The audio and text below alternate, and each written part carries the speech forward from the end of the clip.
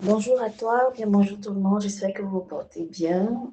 Aujourd'hui, après avoir parlé de la patience, j'ai envie de parler du choix de ses compagnons, entre guillemets, du choix de ses amis, du choix de ses partenaires de vie, du choix de même son entourage et l'environnement dans lequel on se trouve. Si c'est la première fois que tu m'écoutes, je suis Aïssa, je suis mental health advocate et dans ce projet, j'essaie de partager au maximum toutes mes connaissances sur la préservation de sa santé mentale et l'importance de la santé mentale dans notre société, dans notre quotidien en tant que musulmans, non-musulmans, tout le monde. Bon, euh, on a tendance à dire que dis-moi avec qui tu marches, je te dirai qui tu es. Ou alors, l'ami d'un vendeur de parfum sent aussi un peu de parfum. Si c'est ça la tâche, ça peut changer. Et on a la mauvaise habitude de. J'ai remarqué que nous, d'après mon observation, nous les jeunes, durant notre adolescence, notre enfance, notre adolescence, avant l'âge adulte, on a cette habitude de traîner avec des gens, pas toujours parce que on apprécie leur compagnie ou parce que ces personnes sont bien pour nous, mais parfois c'est parce qu'on a le besoin d'être accepté, on a ce besoin de reconnaissance sociale, on a ce besoin d'être reconnu, d'être vu d'une certaine façon. Mais ce qu'on oublie, c'est que peu importe le niveau de caractère que tu peux avoir, peu importe le niveau de respect que tu peux avoir pour toi-même, peu importe à quel point ta personnalité peut être forgée, sache que à un moment donné, si tu marches avec une personne qui fait des choses que toi, tu n'as pas l'habitude de faire, tu finiras par copier cette personne. C'est humain, c'est comme ça. Avant, j'ai toujours pensé, d'après les retours que je voyais, d'après ce que j'observais dans mon environnement, que j'ai toujours pensé que c'était un peu une preuve de faiblesse. C'est-à-dire que si moi, par exemple, j'aime beaucoup la couleur bleue, c'est un exemple, hein.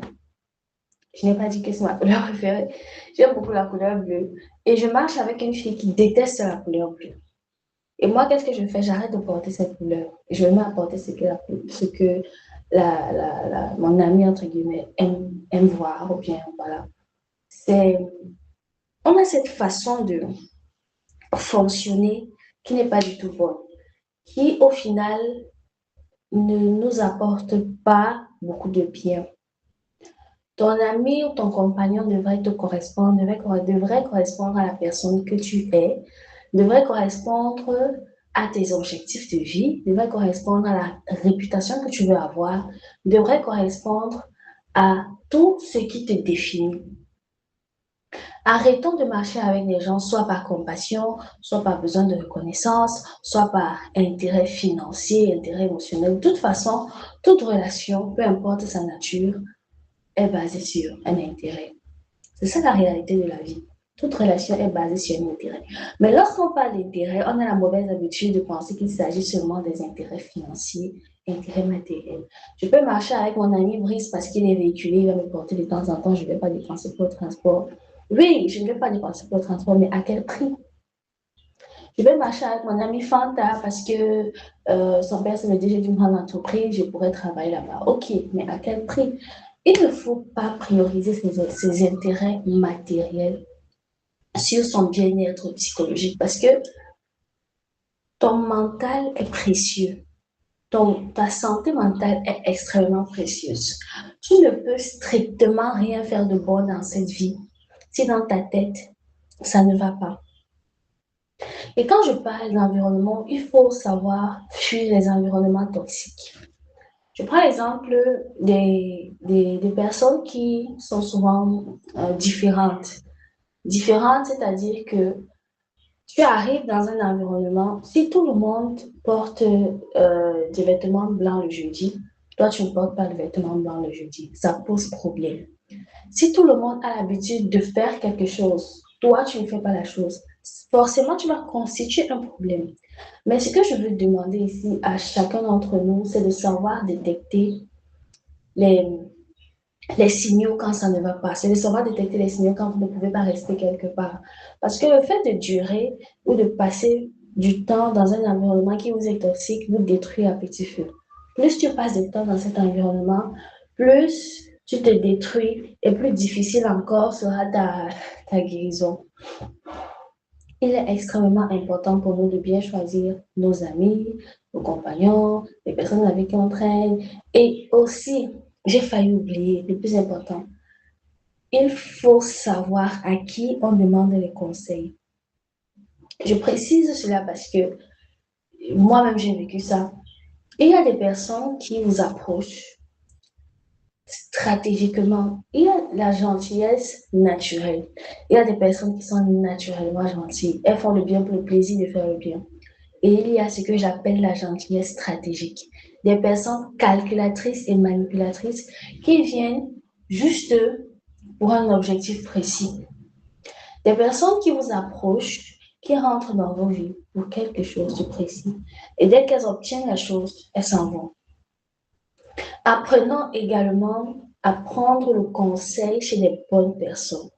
Si moi, Aïssa, présentement, ou Aïcha, vous m'appelez comme vous voulez, je dis que je veux peut-être, j'ai un objectif, je vais créer une entreprise avec un chiffre d'affaires de 5 millions tous les 6 mois. Est-ce que je vais aller chez le boutiquier est-ce que je vais aller voir le boutiquier du quartier pour lui dire que bon, Soulé, comme tu vois là, je veux ça, ça, ça.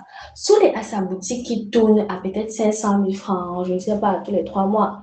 Et moi, j'ai ma boutique et je veux mon entreprise qui va tourner à 5 millions tous les 6 mois. Vous voyez que les ambitions sont différentes. On ne peut pas s'entendre. Même si Souley a échoué les millions, il a perdu les milliers, il a raté les opportunités, on dit aussi que la personne qui échoue peut aussi t'enseigner quelque chose. Elle a même peut-être plus à t'enseigner que la personne qui réussit.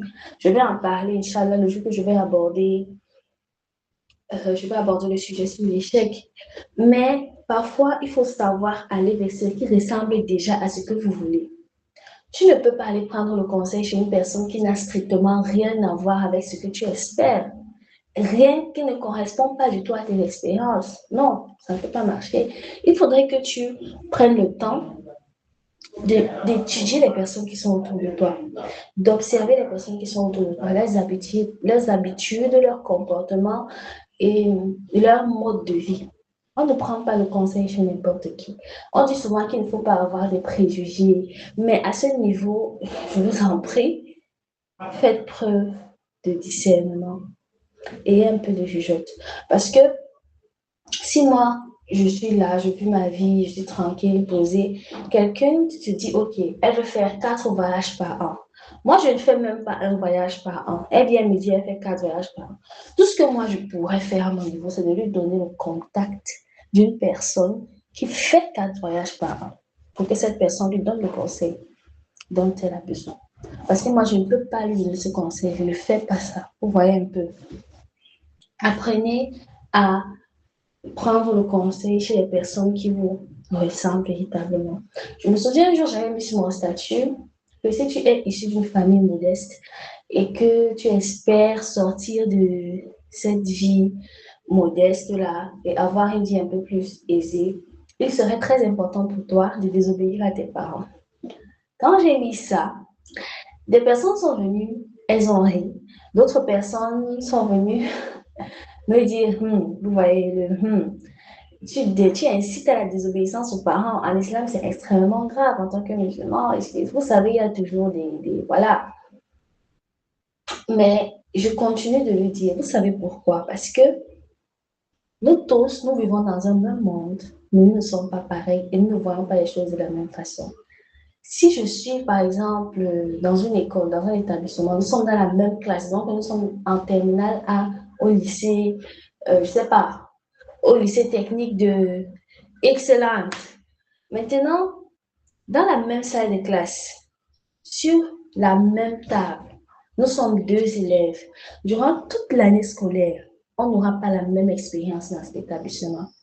On fait les mêmes cours, on passe les mêmes examens, on est assis là ensemble, mais on n'a pas la même expérience parce que chacun de nous a son expérience de vie.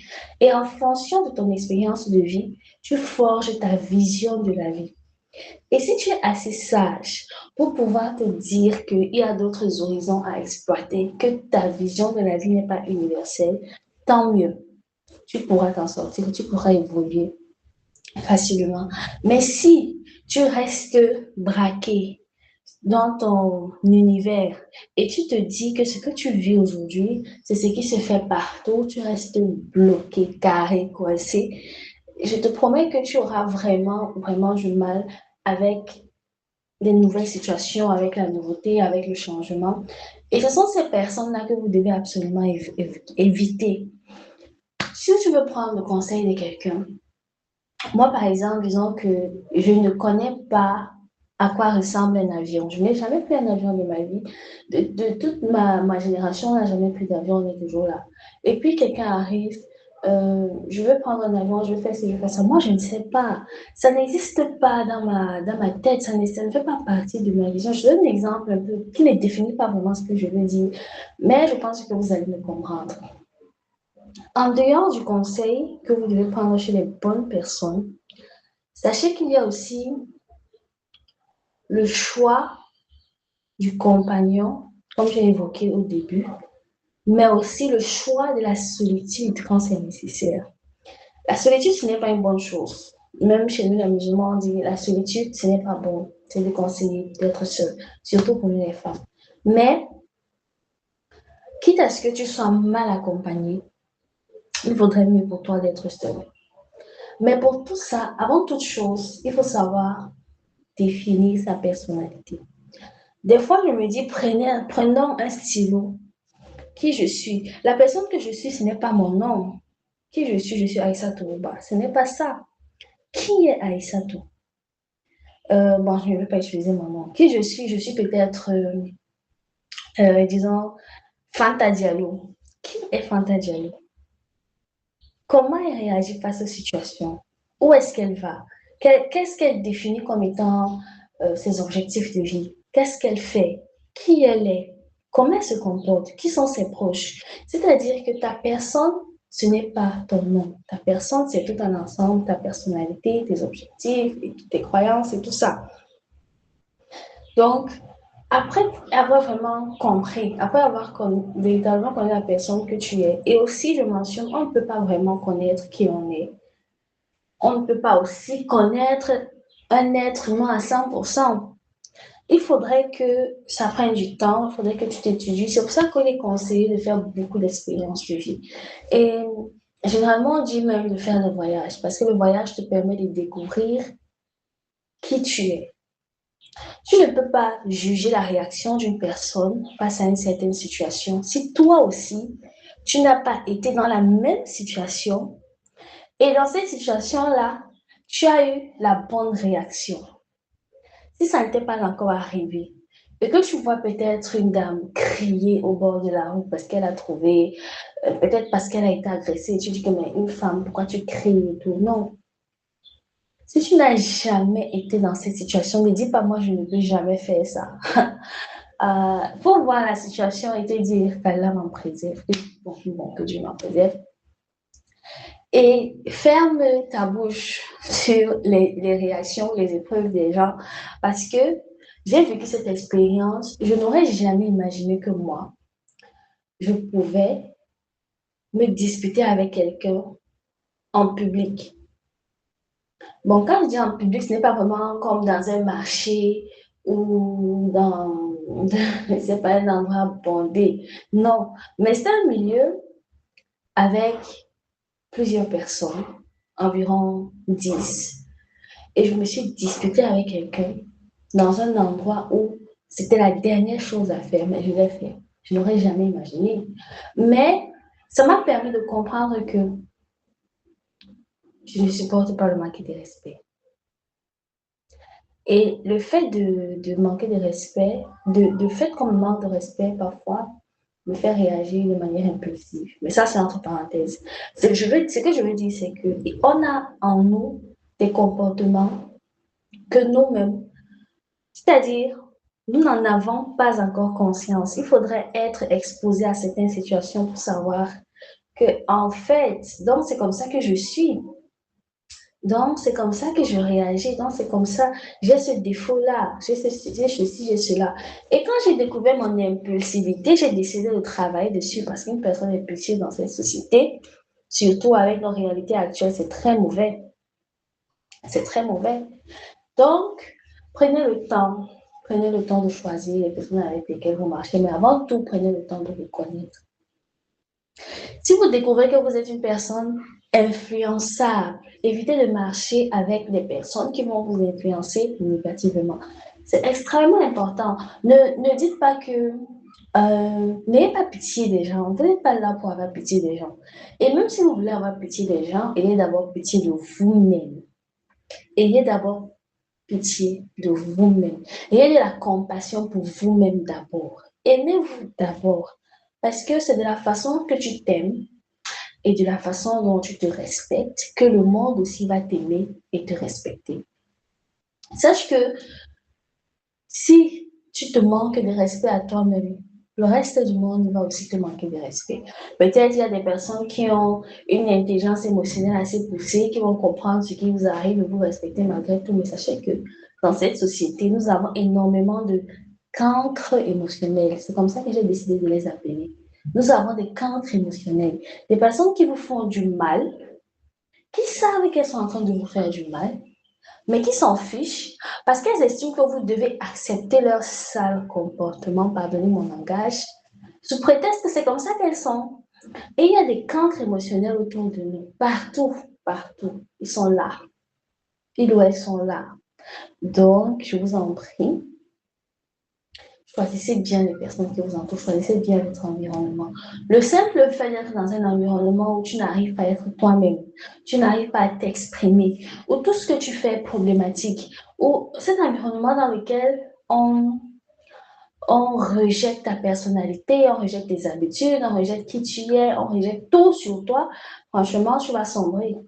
Tu seras stressé, tu seras déprimé, tu vas développer un comportement qui pourrait être toxique et ça va avoir un impact très négatif sur toutes tes relations humaines, que ce soit avec tes amis, tes collègues, tes camarades de classe, tes partenaires, tes collaborateurs. Il est très facile pour toi de te perdre.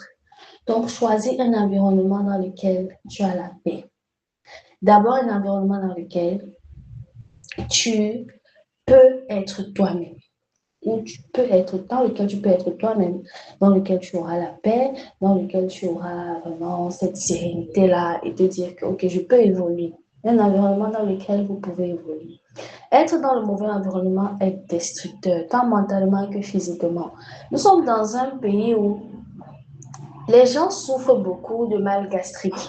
Et ils se disent que non, on mange mal, mal gastrique. Sachez que la maladie mentale, le trouble psychologique détruit le corps à petit feu. Si les gens ont des AVC, si les gens développent des maladies bizarres, parfois c'est parce que ça ne va pas dans la tête. Je ne veux pas avoir la prétention de parler de certaines choses parce que je ne suis pas médecin et c'est le jour que j'aurai un médecin à ma disposition, je pourrais en parler avec lui et peut-être l'inviter dans un de nos webinaires et, ou alors avoir au moins son opinion, sa confirmation sur certains sujets avant de me permettre d'en parler ici parce que même si on trouve tout sur Internet, aujourd'hui, on trouve tout et rien sur Internet, il faut savoir faire preuve de discernement. Donc, prenez soin de vous. Prendre soin de sa santé mentale, c'est aussi choisir son partenaire de vie. Et j'allais aussi oublier, puisque je n'ai pas, voilà, je n'ai pas suggéré ce vocal-ci. J'allais aussi oublier que le partenaire de vie est extrêmement important. Les amis, on ne choisit pas sa famille. La seule chose qu'on ne choisit pas, c'est sa famille. Vous voyez. Mais tout ce que tu as l'occasion de choisir dans cette vie, tant que tu auras ta lucidité, tant que tu vas posséder toutes tes facultés mentales, que tu seras bien dans ta peau, je t'en supplie, fais le bon choix. C'est vrai qu'on n'est jamais sûr du bon choix, mais fais au moins le choix le moins risqué, tu vois, le plus bas risque. Choisis bien ton partenaire de vie. Si tu choisis une personne qui va te permettre d'évoluer, qui va te permettre de te sentir bien, voilà, ok. Mais si tu choisis une personne qui ne t'accompagne pas dans tes initiatives, une personne, dès que tu rencontres cette personne, tu chutes au lieu d'évoluer, il faut te poser des questions. Il faut bien choisir son partenaire de vie. Et je vous en prie, c'est vrai que ce que je vais dire va choquer beaucoup de personnes. L'amour, ce n'est pas une raison pour choisir son partenaire de vie. L'amour, c'est bien. L'amour c'est très important. L'amour, c'est quelque chose de beau, c'est quelque chose que nous tous en prônons.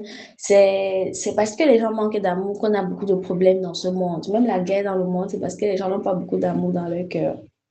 Ça, c'est mon avis. Sachez que l'amour seul ne suffit pas. Je parle surtout au moins de 25 ans. L'amour seul ne suffit pas. Il faudrait que vous puissiez avoir la même vision de vie. Il faudrait que vous puissiez euh, être complémentaires. Il faudrait que vous puissiez être compatibles. Et d'ailleurs, comment on fait pour aimer une personne qu'on ne connaît pas? Posez-vous la question. Comment on réussit à aimer une personne qu'on n'a pas vue dans tous ses états? En état de colère, en état de tristesse, en état de joie, en état en pleine maladie, tu ne peux pas savoir. C'est pour ça que moi, je me dis que l'amour n'existe pas avant le mariage. Je ne veux pas heurter certaines personnes, mais c'est mon opinion. Elle est très personnelle.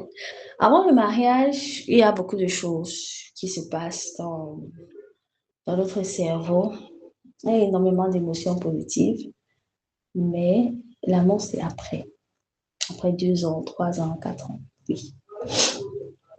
Parce après 2 ans, généralement, ça devient un choix.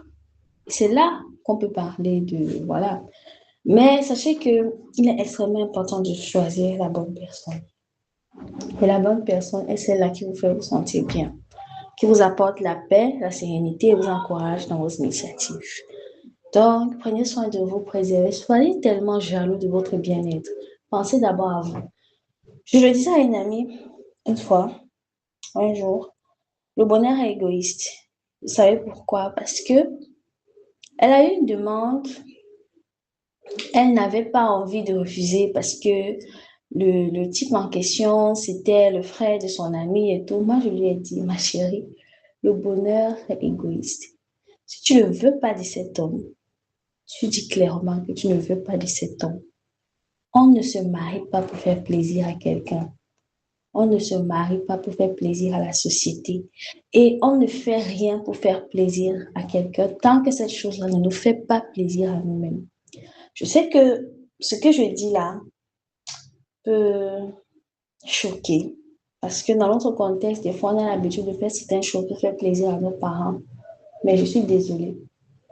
Je ne peux pas me marier avec une personne qui ne constitue pas un bien pour moi, selon mon observation.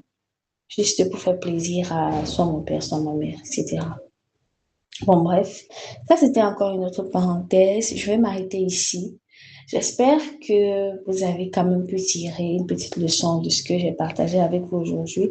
Et s'il y a quelqu'un autour de vous voilà, qui pourrait être concerné par ce message, n'hésitez pas à l'inviter à rejoindre la chaîne, à partager et à en parler.